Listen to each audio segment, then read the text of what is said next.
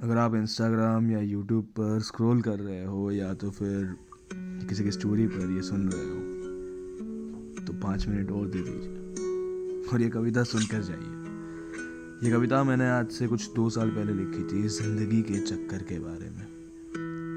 और इसका लिखने का कारण यही था कि हम हर वक्त ज़िंदगी में अपनी मर्ज़ी से चीज़ें करना चाहते हैं, लेकिन असलियत तो ये है कि हर वक्त ज़माना हमारे सपनों की बंदिशें तय करता है। ज़माना हर वक्त बॉर्डर्स तय करता है। तो हमें लगता है कि हम आज़ाद हैं, पर क्या सच में हम आज़ाद हैं?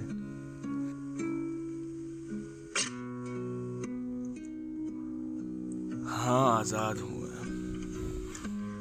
उस परिंदे की तरह जिसकी बंदिशें पिंजरे पर आकर रुक जाती है। मैं उड़ना तो चाहता था, पर मेरी बंदिशें हर वक्त ज़माना तय कर रही थी। जैसे ही आया इस संसार में, रिवायतों में मानो कैद सा हो गया। नाम, धर्म, गांव चुन लिया गया और कह दिया किसी ने, मुबारक हो, बेटा हुआ है।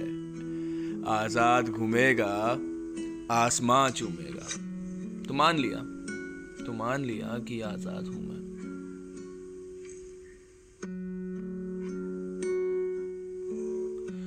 हुई उम्र जब 8 की मेरी, प्यारी थी मुझे मेरी गाड़ी पुरानी।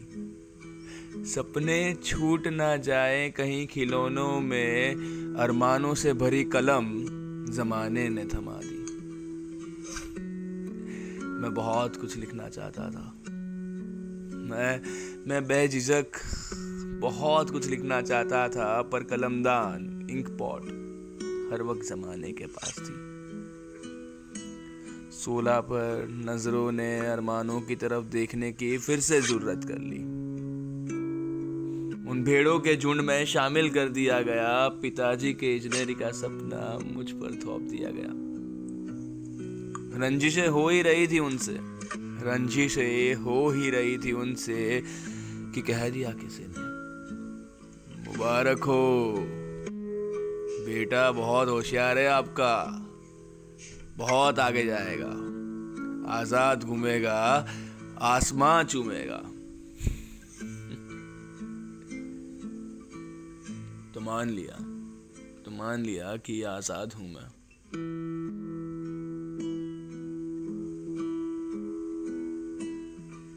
हैरानी तो जवानी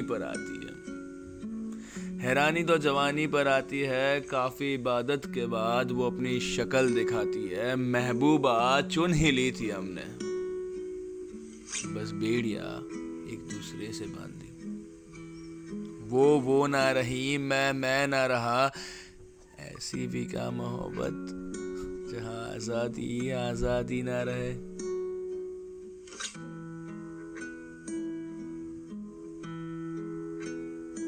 थोड़ा बेहाल, थोड़ा तैयार, जब पहुंचा 30 के पार। सौगात बेटे की हुई थी घर पर मेरे, हवाओं का रुख मैं मोड़ ना पाया। नाम, धर्म, गांव इस बार मैंने चुन लिया और कह दिया जमाने से, बेटा हमारा है, आजाद घूमेगा, आसमां चूमेगा।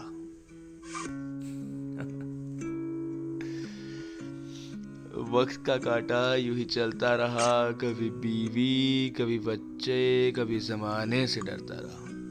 कुछ अरमा रह गए, कुछ सपने साकार हो गए। आंकड़ा 50 के पार पहुंचा, अपनी आजादी को मैं अभी भी नापता रह गया।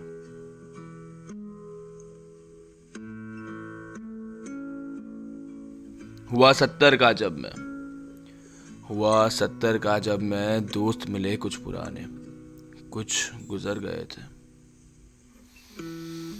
गुफ्तगू हुई जिंदगी के आखिरी तमाशे की, तो बात निकली एक और महफिल की। सोचा अब तो आ गया है खुद की करने की, पर कमबख्त हाथ में लकड़ी और जेब में दवाइयों की पर्ची हक जता रही थी मुझ पे। फिर से कुछ सपने अधूरे रह गए हैं, मेरी आज़ादी के मायने ही बदल गए। कफन में पड़ा पार्थिव शरीर मेरा कुछ घर वाले और दोस्त देखने आए वो जिंदगी का आखिरी तमाशा। आजादी मिल ही रही थी मुझे कि कह दिया किसी ने, शुद्ध घी चंदन की लकड़ी से जलाना मोक्ष मिलेगा, जिंदगी के चक्कर से आजाद हो जाएगा, जिंदगी के चक्कर से आजाद हो जाएगा।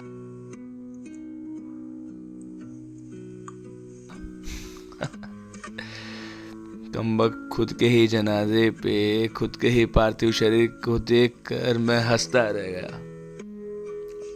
आजाद तो था मैं, आजाद तो था मैं, पर मेरी बंदिशें हर वक्त ज़माना तय कर रही थी, मेरी बंदिशें हर वक्त ज़माना तय कर रही थी। शुक्रिया। अच्छा लगे तो शेयर करना, और बस ज़िंदगी में जो चाहे वो अपनी मर्जी से करो, ज़माने का टेंशन मत लो। हाँ, ये नसीहत सिर्फ देने में अच्छी लगती है, निभाने में नहीं। Have a great day and a great year ahead. Thank you.